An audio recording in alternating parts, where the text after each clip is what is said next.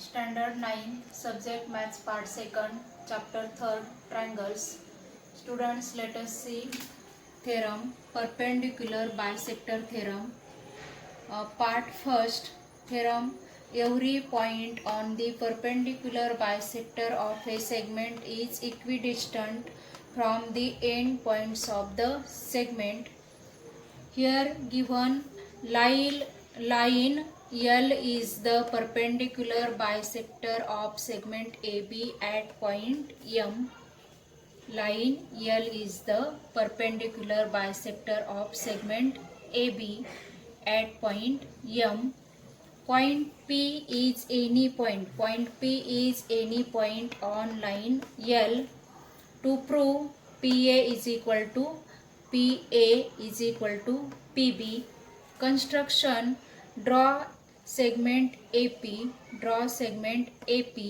and segment BP.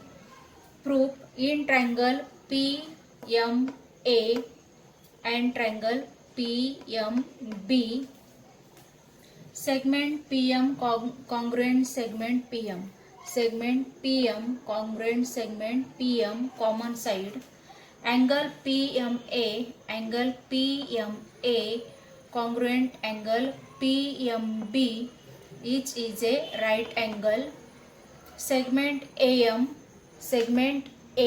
congruent segment BM given here given. Therefore triangle PMA congruent triangle PMB by SAS test. Therefore segment PA congruent segment PB. CSCT means corresponding sides of congruent triangles. CSCT means corresponding sides of congruent triangles. Therefore length PA is equal to length PB. Hence every point on the perpendicular bisector of a segment is equidistant from the end points of the segment. Now part 2nd. Any point equidistant from the end points of a segment lies on the perpendicular bisector of the segment. Here given point P is any equidistant point equidistant from the end points of segment AB, that is PA is equal to PB. To prove point P is on the perpendicular bisector of segment AB. Construction, take midpoint M of segment AB and draw line PM. Here figure is given. Proof, in triangle PAM and triangle PMB, segment PA congruent segment PB given. आता आपल्याला हे रिकामे boxes आहेत ते boxes भरायचे. Segment PA congruent segment PB हे given आहे. Segment AM congruent segment BM हे आपण कन्स्ट्रक्शन केलेलं आहे. Segment PM congruent segment PM congruent segment PM common side. Therefore triangle PAM congruent triangle PBM by SSS test. Therefore angle PMA congruent angle PMB, corresponding angles of congruent triangles means CACT. But angle PMA plus angle PMB is equal to 180 degree. Angle PMA plus angle PMB is equal to 180 degree. Angle PMA plus angle PMA is equal to 180 degree since angle PMB is equal to angle PMA. 2 angle PMA is equal to 180 degree. Therefore angle PMA is equal to 180 upon 2 is equal to 90 degree. Therefore angle PMA is equal to 90 degree. Therefore segment PM perpendicular segment AB, but point M is the midpoint of segment AB. Construction, therefore line PM is the perpendicular bisector of segment AB. So point P is on the perpendicular bisector of segment AB. Now next theorem, properties of inequalities of sides and angles of a triangle. Theorem, if two sides of a triangle are unequal, then the angles opposite to the greater side is greater than angle opposite to the smaller side. Here given in triangle XYZ, side XZ greater than side XY. To prove angle XYZ greater than angle XZY, construction, take point P on the side XZ, take point P on the side XZ such that XY is equal to XP. Draw segment YP. In triangle XYP, XY is equal to XP. Construction. Therefore, angle XYP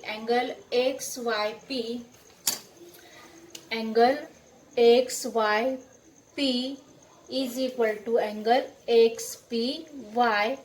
Isosceles triangle theorem. आता बघा विद्यार्थी मित्रांनो, हा triangle XYP हा आयसोसेल्स triangle theorem आहे, आयसोसेल्स triangle आहे, कारण इथे XY is equal to XP म्हणजे दोन साइड्स इक्वल आहेत, म्हणून हा आयसोसेल्स ट्रायंगल आहे. आणि या दोन साइड्स इक्वल आहेत.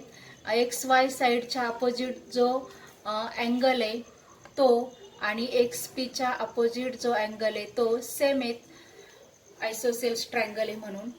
Therefore, angle XYP is equal to angle XPY. Angle XPY is an exterior angle of triangle YPZ. Angle XPY is an exterior angle of triangle YPZ.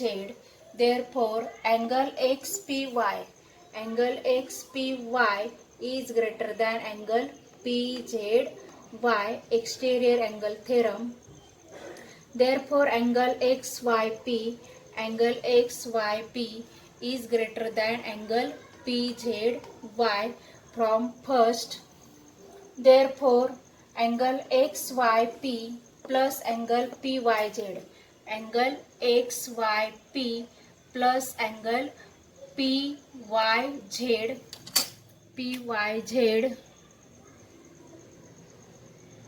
greater than angle PZY, If A greater than B and C greater than 0, then A plus C greater than B. Therefore, angle XYZ greater than angle PZY, that is angle XYZ greater than angle XZY.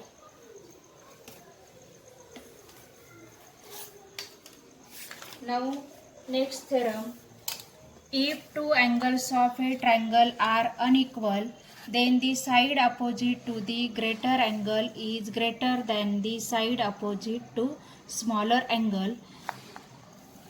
Here only filling the blanks. Given in triangle ABC, angle B greater than angle C. To prove AC greater than AB, prove there are only three possibilities regarding the lengths of side AB and side AC of triangle ABC. First possibility, AC less than AB. Second possibility, AC is equal to AB. And third possibility, AC greater than AB. First, let us assume that AC less than AB. If two sides of a triangle are unequal, then the angle opposite to greater side is greater. Therefore, angle C greater than angle B, but angle C less than angle B are given. This creates a contradiction. Therefore, angle B less than angle C is wrong. आपण इथे फक्त boxes भरलेत रिकामे. Second, if AC is equal to AB, then angle B is equal to angle C, but angle B greater than angle C given. This also creates a contradiction. Therefore angle B is equal to angle C is wrong. Therefore AC greater than AB is the only remaining possibility. Therefore AC greater than AB. Theorem. The sum of any two sides of a triangle is greater than the third side. Given triangle ABC is any triangle. To prove AB plus AC, AB plus AC greater than BC, AB plus BC greater than AC, and AC plus BC greater than AB. Construction. Take a point D. Take a point D.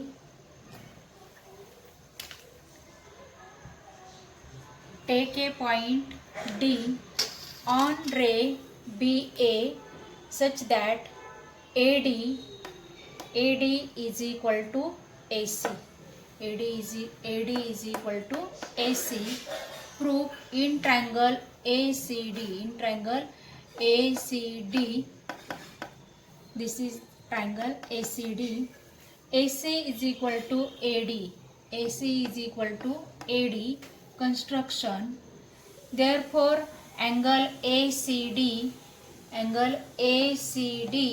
is equal to angle ADC.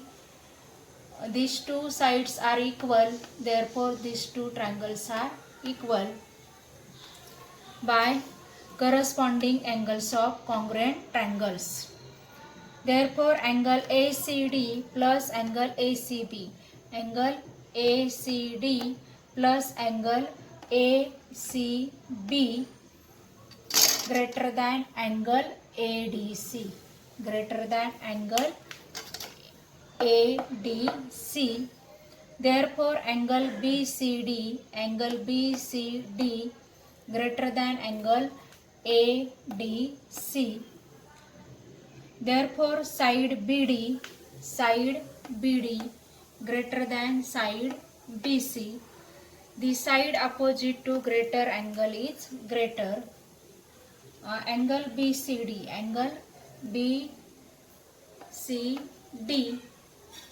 greater than angle ADC, greater than angle ADC. आता बघा angle BCD त्याच्या opposite side आहे BD. Angle BCD त्याच्या opposite side आहे BD. नंतर angle ADC त्याच्या opposite side आहे BC. Angle ADC च्या अपोजिट साइड BC आहे. म्हणून इथे हे angle BCD greater than angle ADC आणि त्याच्या समोरच्या साइड ही याच्या समोरची side BD greater than side BC. Therefore since the side opposite to greater angle is greater, therefore BA plus AD greater than BC. Since BD is equal to BA plus AD, BA plus AC greater than BC since AD is equal to AC.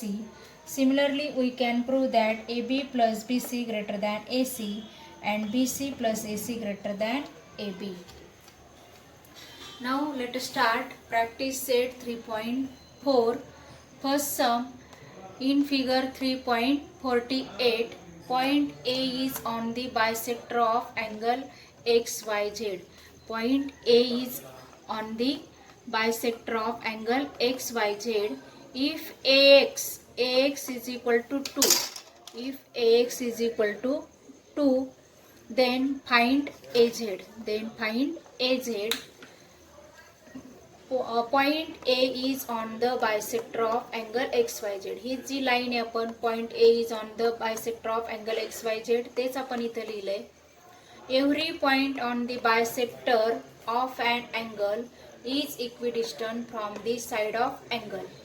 म्हणजे काय दिलंय की इथे point A हा angle bisector वर दिलेला आहे आणि ह्या पॉइंट A पासून जे अँगलच्या साइडवर पॉइंट आहेत ते त्याच्यापासून समान अंतरावर आहेत. म्हणजे A पासून X जेवढा आहे तेवढाच ए पासून झेड आहे. Therefore ax is equal to az. ax is equal to az. az is equal to 2. az is equal to 2. कारण का ax is equal to 2 आपल्याला दिलेलं आहे. ax is equal to 2 given. Therefore az is equal to 2 centimetre. कारण ax आपल्याला centimetre मध्ये दिलं होतं म्हणून आपण इथे az ला पण इथे सेंटीमीटर युनिट लिहिलंय. az is equal to 2 centimetre. एकदम सोपं आहे. नंतर थर्ड सम, सेकंड सम तुम्ही सोडवा. Third some, in triangle PQR, PQ is equal to 10 centimeter, QR is equal to 12 centimeter, PR is equal to 8 centimeter. Find out the greatest and the smallest angle of the triangle. आता आपण इथे answer मध्ये हेच लिहून घेतलंय. PQ is equal to 10 centimeter, QR is equal to 12 centimetre, PR is equal to 8 centimetre. आणि मग याच्यात सर्वात मोठी कोणती साईड आहे? 10, 12 आणि 8 मध्ये 12 मोठा आहे. 12 मोठा आहे म्हणजेच QR ही साईड मोठी आहे ती घेतली. QR ग्रेटर दॅन, QR कशापेक्षा मोठी आहे तर इथे 12 हा 10 पेक्षा मोठा आहे. 12 हा 10 पेक्षा मोठा आहे म्हणून इथे PQ घेतली. आणि PQ हा कशापेक्षा मोठा आहे? या 8 पेक्षा म्हणजेच PR, म्हणजेच QR greater than PQ greater than PR, म्हणजेच 12 ग्रेटर दॅन 10 ग्रेटर दॅन 8 असं आहे. Segment QR is the greatest side. ह्या तिन्हीमध्ये सेगमेंट QR ही ग्रेटेस्ट साईड आहे, सर्वात मोठी साईड आहे. In triangle the angle is greater opposite to greater side. ट्रायंगलमध्ये सर्वात मोठ्या बाजू समोरचा अँगल मोठा असतो, तेच आपण इथे लिहिले. आणि मग ही सर्वात मोठी बाजू QR आहे आणि QRच्या समोरचा जो अँगल आहे तो मोठा असणार. Therefore angle QPR is greatest angle. आपण इथं ट्रायंगल काढून दाखवते मी तुम्हाला. समजा हा रफली काढते. ट्रायंगल PQR आहे. नंतर आपल्याला PQ 10 सेंटीमीटर दिलेली आहे.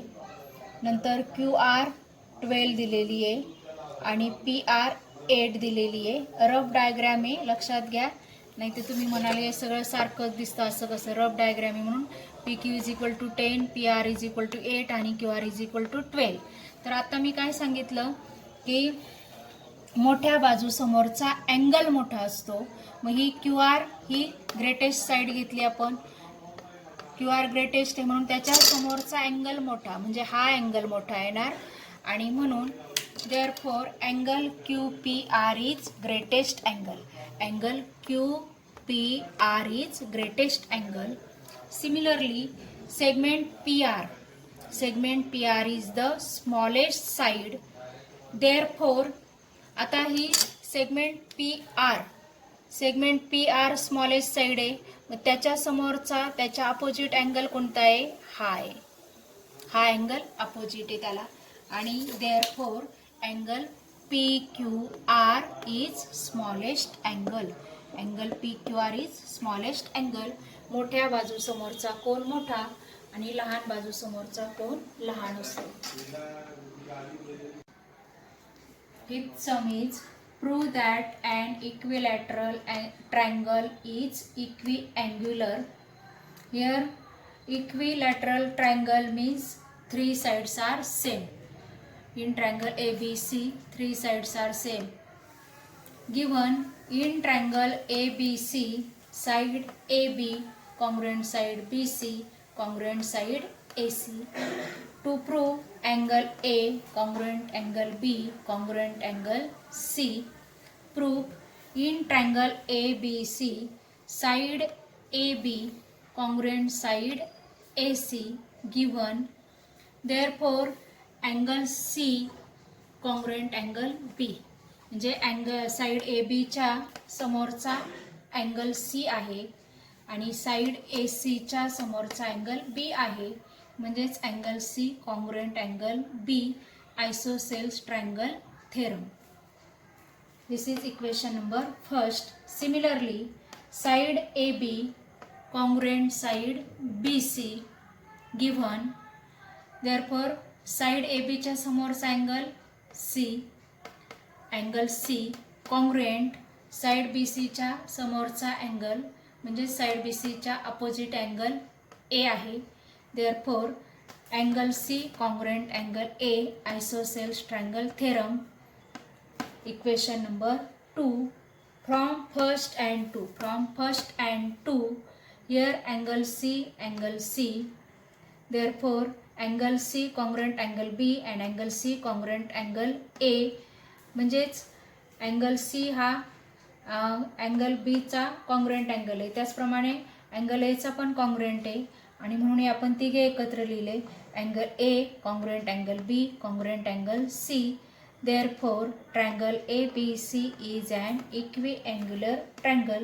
म्हणजे हे तिन्ही अँगल कॉन्ग्रुएंट आहेत, याचाच अर्थ ट्रायंगल ABC हा इक्विअँग्युलर ट्रायंगल आहे. Now next sum, 7th sum. In figure 3.50 if segment PR congruent segment PQ, segment PR congruent segment PQ, show that segment PS greater than segment PQ. In triangle PQR, segment PQ congruent segment PR given. Segment PQ congruent segment PR given. Therefore angle Q congruent angle PRQ. Angle Q congruent angle PRQ isosceles triangle theorem. Therefore angle Q is equal to angle PRQ. Equation number first. Now angle PRQ greater than angle S exterior angle theorem. Therefore angle Q greater than angle S from first and second. Angle Q greater than angle S, कारण हे दोन्ही angle same आहेत, angle PRQ म्हणून angle Q हा angle S पेक्षा greater than आहे, मोठा आहे. In triangle PQS, the side opposite to the greater angle is greater than the side opposite to the smaller angle. Therefore, segment PS greater than segment PQ.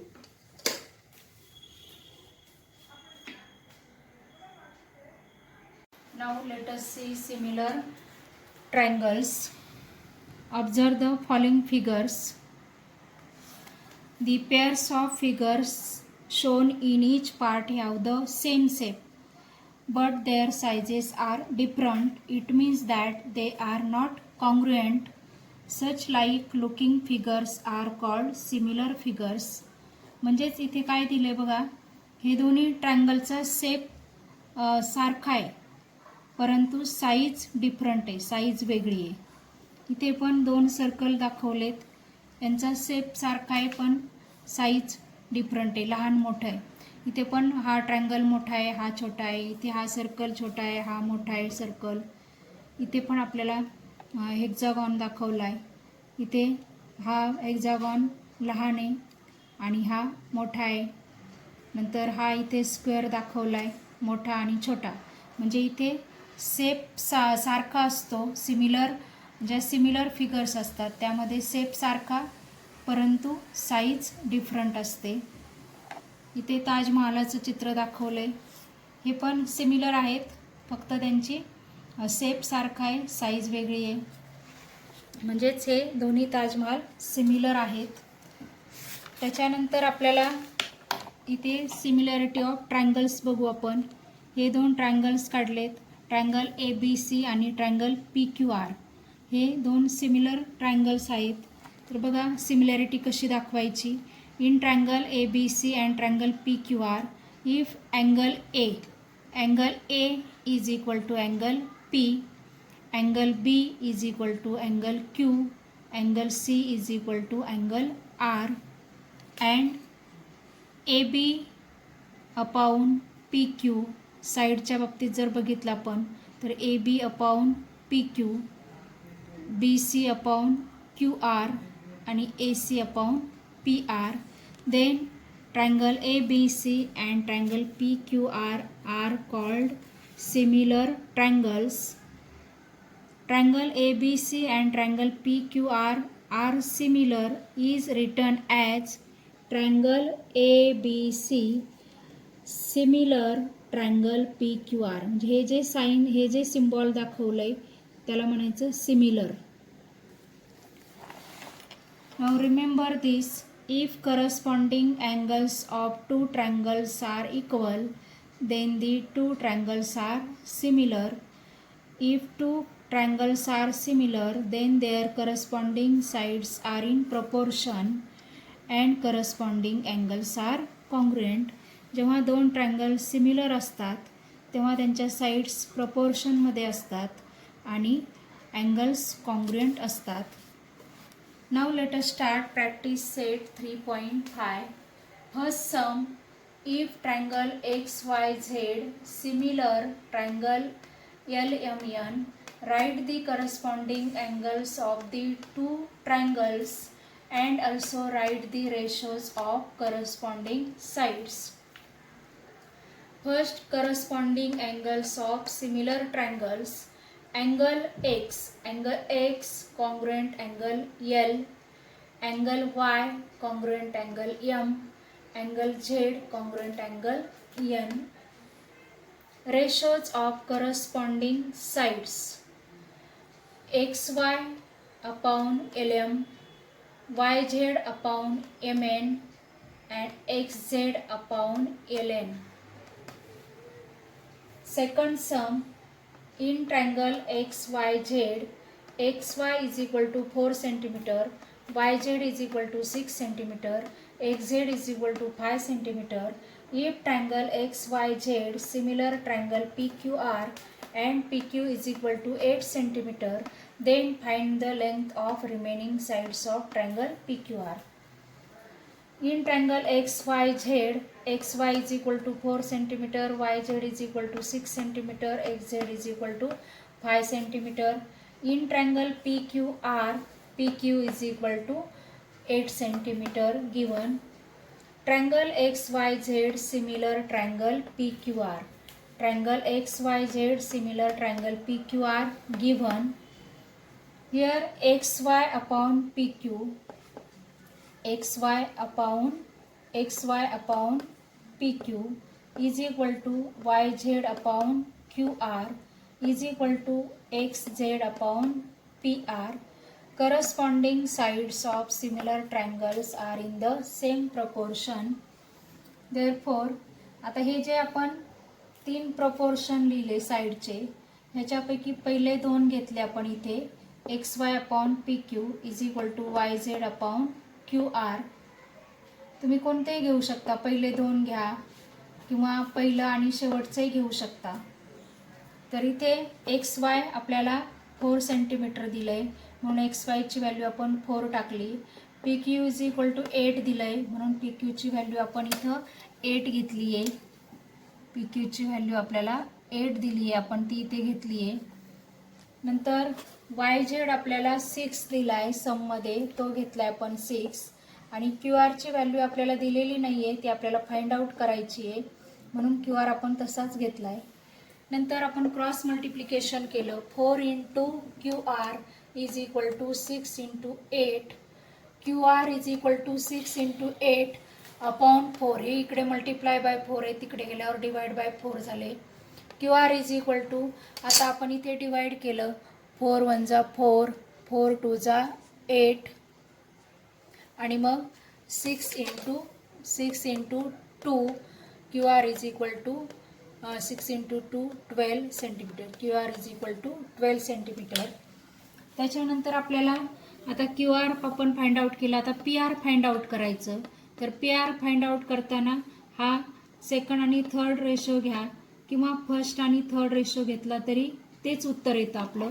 आपण second आणि third ratio घेतला इथे. YZ upon QR is equal to XZ upon PR घेतला. Value put केल्या. Y झेडची value सममध्ये 6 दिली आहे. क्यू आरची व्हॅल्यू आत्ता आपण फाइंड आउट केली 12 ती टाकली आहे. एक्स झेडची व्हॅल्यू 5 दिलेली आहे सममध्ये आणि पी आरची व्हॅल्यू आपल्याला फाइंड आउट करायची. तिथं पण आता आपण क्रॉस मल्टिप्लिकेशन घेतलं. 6 into P R is equal to 5 into 12. Therefore P R is equal to 5 into 12 upon 6. हे मल्टिप्लाय बाय 6 इकडे आल्यावर डिवाइड बाय 6 झाले. इथे आपण डिवाइड केलं. 6 1 जा 6, 6 2 जा 12.